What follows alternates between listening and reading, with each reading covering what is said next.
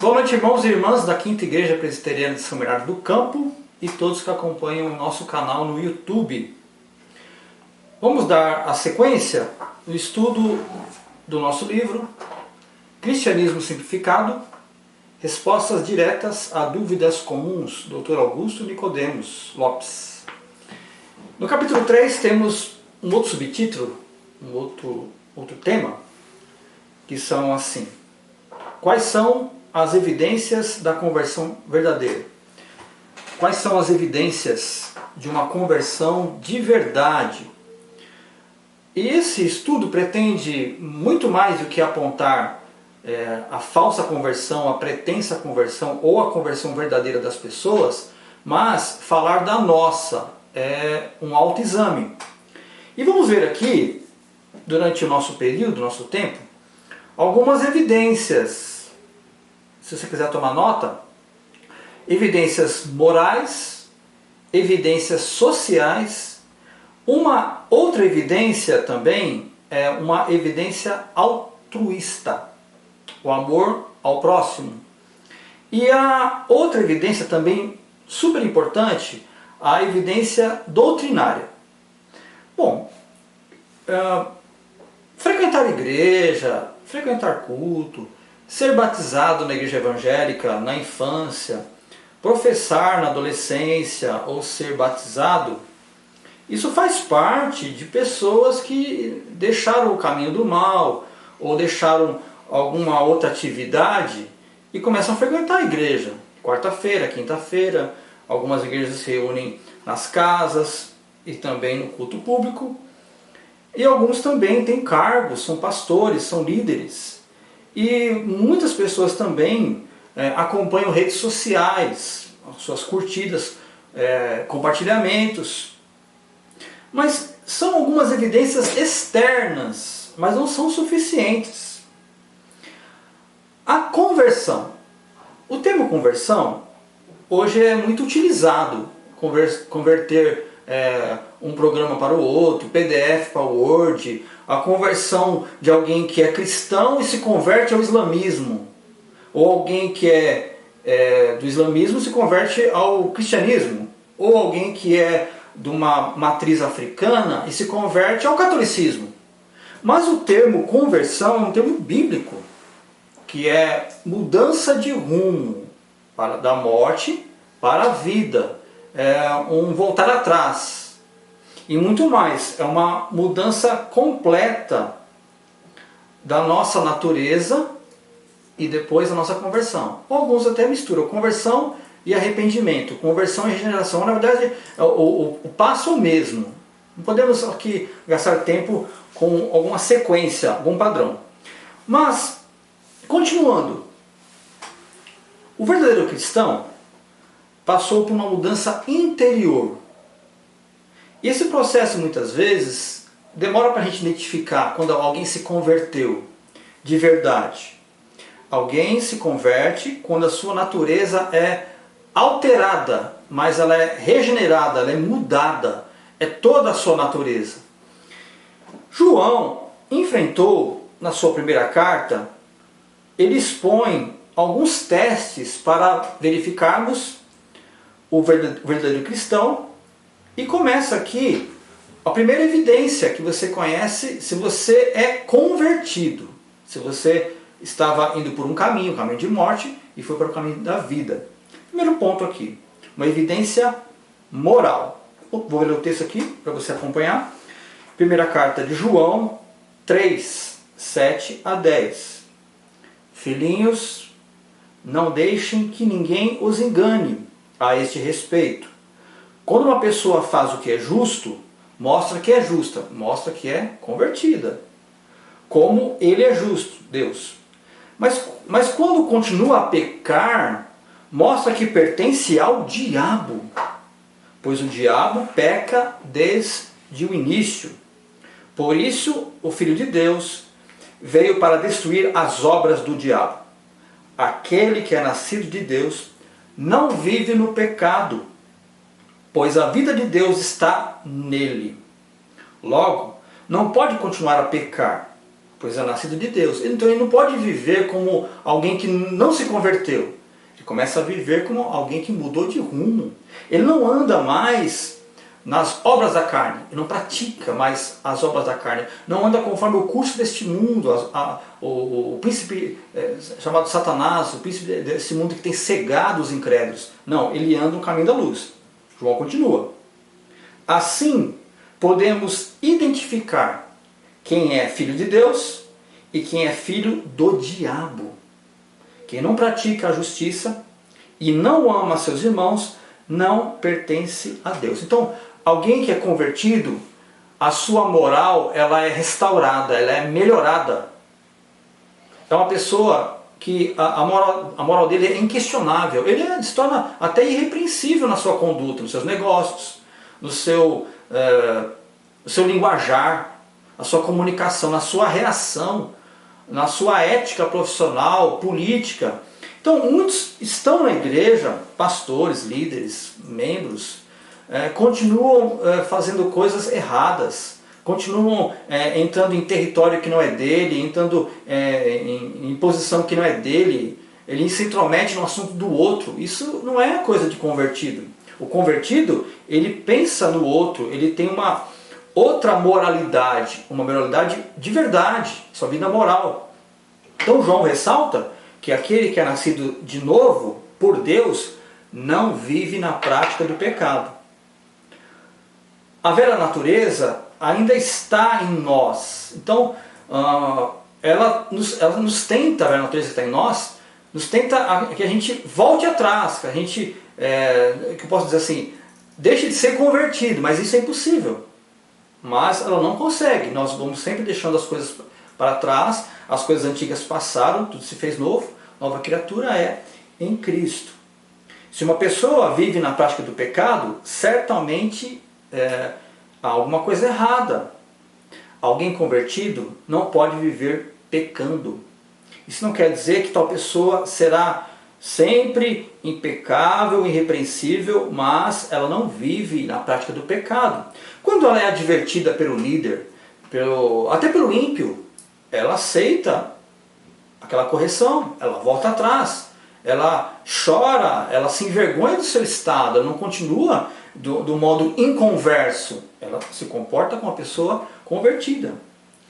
O que mostra mais ainda nessa jornada do crente, que ele é convertido, ele tem uma vitória sobre o pecado. O pecado não vence ele, ele está sempre vencendo o pecado. O Salmo 24:16 nos fala dessa caminhada do convertido, que está agora já dando mostras da sua moralidade já redimida, regenerada por Deus. Salmo 24, verso 16. Ainda que o justo tropece 7 vezes, voltará a se levantar. Então ele volta sempre para o caminho da onde nunca deveria ter deixado, o caminho da conversão, da retidão, olhando para Cristo, olhando para bons modelos. O segundo teste, falamos da evidência moral, ou a segunda evidência, é uma evidência social. Então ele tem, como indivíduo, ele tem em si, no seu cerne, no seu conteúdo, uma boa moral, um respeito das pessoas, ele mesmo até se respeita, ele é uma pessoa honrada, mas é muito mais. Ele também se envolve socialmente com as pessoas e até com os crentes. Então, o apóstolo João, primeira carta de João, aqui nós temos, 1 João, continua a dizer o seguinte, capítulo 4. Se amamos nossos irmãos, significa que passamos da morte para a vida. Mas quem não ama, continua morto. Quem odeia o seu irmão já é assassino. E vocês sabem que nenhum assassino tem dentro de si a vida eterna. Sabemos o que é o amor, porque Jesus deu sua vida por nós. Portanto, também devemos dar nossa vida por nossos irmãos. Então, ele pode até ser moralmente correto, dizimista, frequentador, mas ele nutre um ódio pelos irmãos pentecostais, neopentecostais. Ele nutre um ódio severo pelos hereges. Veja, o texto fala de irmãos. Mas todos nós somos irmãos, vindo de Adão, vindo de Eva, a nossa mãe. a mãe de todos os seres viventes. Então, nós temos os nossos semelhantes, os brasileiros.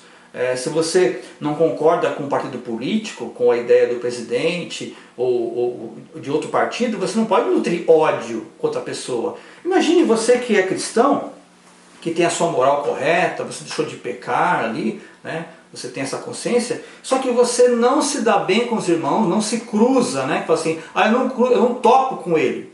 Está errado. Isso não é evidência de convertido. Isso é uma evidência que você não é convertido. Você não tem uma evidência social de boa convivência com os irmãos. Não consegue viver em sociedade, em reunião, em comunhão. Não suporta as debilidades do outro. Ou você é arrogante, acha que você é o suprassumo. Né? Você tem uma história de família, você se orgulha pela igreja que você é. Isso não é o amor. Você continua morto. Você deve ter amor pelos irmãos. Então, como eu disse no começo, uma terceira evidência é o altruísmo. Você tem o amor pelo seu irmão, você enxerga as fraquezas do irmão, a fraqueza dos irmãos, e também enxerga muitas vezes que o irmão é mais forte que você, é superior. Você considera cada um o seu próximo superior a si mesmo. Então cuidado com a falta de amor. Né? Então nós temos a igreja de Efésios, a igreja que estava em Éfeso, que ela foi repreendida pelo nosso Senhor Jesus Cristo, porque eles tinham várias características, mas faltava neles o amor. E veja que a igreja de Éfeso ela foi destruída com o tempo. Cuidado. Então a moral. Nós temos aqui também, nós vimos a questão de vencer o pecado, a evidência social e o amor. Mas mesmo com alguém sendo convertido, ele pode praticar o amor. Ainda falta mais uma coisa. Ele pode ser amoroso e tem a última evidência, o último teste que João nos traz aqui, que é uma evidência doutrinária. Ele tem que acreditar que a Bíblia é a palavra de Deus. Ele tem que acreditar que a Bíblia ela é a regra de fé e prática. Ela tem que submeter às autoridades que a igreja tem na sua Constituição. Ela tem que crer na Trindade. Ela tem que se esforçar em prestar um culto verdadeiro. Ela não pode ser hipócrita. Ela tem que ser condizente com aquilo que professa e a sua fé prática, o seu culto, as suas relações com a doutrina devem ser verdadeiras. Ela não pode negar, por exemplo, como o apóstolo João vai falar o seguinte aqui, negar a divindade de Cristo, sua pessoa. Ela não pode negar a divindade do Espírito Santo. Ela não pode negar o criacionismo. Ela não pode negar, por exemplo, que Deus criou os céus e a terra em 7 dias. Descansou no 7º dia. 6 dias, 7º dia. Ela não pode negar essas coisas básicas. Então, por exemplo, a pessoa ela é moralmente correta, ela é ética. Então ela pode estar uma religião ética. Pode pregar a ética. Né? Ela pode também ter uma sociabilidade. Pode ser uma sociedade, uma Rotary, um Lions Club. Então até aí, uma evidência social também é verificado. O amor também para com o próximo, mas a questão doutrina. Quem é Cristo para você? Porque você pode ter essas características e ainda continuar sendo idólatra. E um texto muito importante para nós aqui, 1 João 5, 4 a 5, fala o seguinte. 1 João 5, 4 a 5. Pois todo aquele que é nascido de Deus vence este mundo. Obtemos essa vitória pela fé. Quem vence a batalha contra o mundo? Somente quem crê que Jesus é o Filho de Deus. Não é que ele vai ser, não, ele é seu Salvador. Então, ele depende, para entrar no céu, o passaporte para o céu, o ingresso, não são as suas obras, a sua boa convivência, a sua moral, mas é o fato de ele ter recebido Cristo como seu Salvador e ele, Jesus Cristo, ter convertido essa pessoa. Não foi esforço dela. Ah, eu me converti. É um termo até psicológico. Mas veja que o apóstolo Paulo fala primeira carta aos Tessalonicenses 1,19. Ele reconhece a conversão dos irmãos de Tessalônica. Olha só o que ele fala. Converter-vos dos ídolos a Deus, para servir ao Deus vivo e verdadeiro. Então, o que vai entrar em foco, que a pessoa é convertida, ela não tem dentro dela idolatria, nem de pastor, nem de apóstolo, nem de ídolo nenhum, nem do seu time. Ela está sozinha no caminho, ou seja, está só ela e Jesus Cristo. Ela não está concorrendo, algum ídolo concorre com Jesus Cristo. Não tem um anticristo do lado, não tem alguém que está caminhando e ajudando na conversão. Não, Cristo para ele é o suficiente. Então, o apóstolo Pedro diz em Atos 3,19, no seu grande sermão: arrependei-vos e convertei-vos. Então alguém ainda pode dar mostra de arrependimento, tristeza pelo pecado. Mas a questão, ele é convertido mesmo, de verdade? Ele se converteu?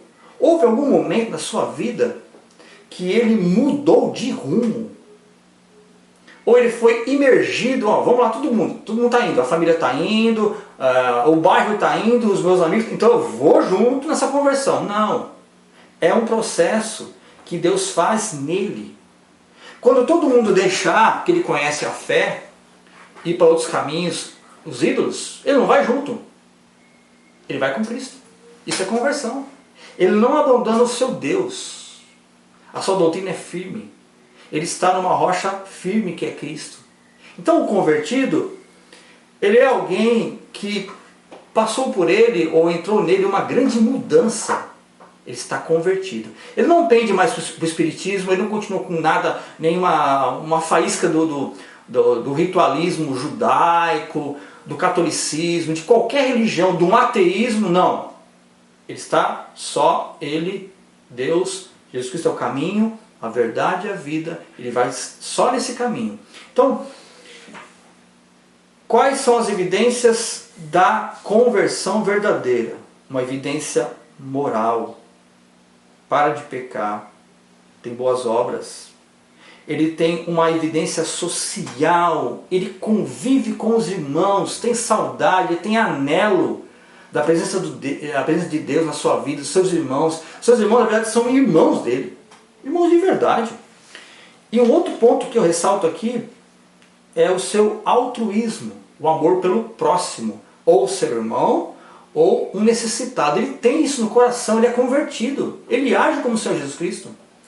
E o último ponto, a sua doutrina. Não digo doutrina presbiteriana, mas a sua doutrina é bíblica, é forte. Ele crê na Trindade, na predestinação, nos decretos de Deus, na soberania de Deus. Ele crê na eficácia da palavra de Deus, no ensino do Espírito Santo. Ele crê no Espírito Santo. Ele pode falar assim de forma muito clara o credo apostólico inteirinho. Creio em Deus Pai Todo-Poderoso, e vai citando tudo e fala assim: eu creio em tudo isso. Creio na ressurreição dos mortos, creio na vida eterna, creio na volta de Cristo. Então ele é alguém crente, de verdade, convertido. Ele professa isso. Você tem tido essas 4 evidências na sua vida? Se não, medite, reflita e busque essas evidências. Por quê? As pessoas olham em nós essas evidências. Deus olha também esses frutos, essas evidências. Ele espera de nós essas evidências. Que Deus te guarde, Deus te abençoe e você continue como convertido, em nome de Jesus. Amém.